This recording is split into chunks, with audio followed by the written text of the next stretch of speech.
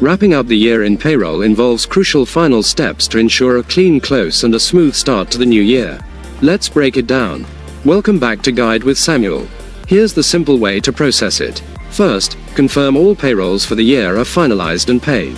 This includes any bonus or supplemental runs. Next, go to the year-end section in ADP. The system will guide you through a checklist, which includes reconciling your quarterly 941s to year-end totals and reviewing W-2 data. Your key action is to authorize the final W-2 and W-3 filings after your meticulous review. ADP will then handle the electronic filing with the SSA and prepare forms for distribution. My crucial pro tip: run the year-end close report provided by ADP. This report confirms that all data has been settled for the year and the payroll system is ready to accept transactions for the new year. Don't proceed until this report is clean. That's how you confidently close the books on another payroll year.